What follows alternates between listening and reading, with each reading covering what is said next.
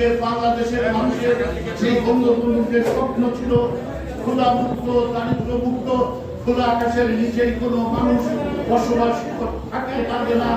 সেই স্বপ্ন বাস্তবায়ন করার স্বপ্ন দ্রষ্টা আমাদের বঙ্গবন্ধুর আদরের গোলামী, আমাদের সকলের প্রিয় নেত্রী, প্রিয় প্রধানমন্ত্রী আজকে সেটা প্রতিষ্ঠিত করেছে।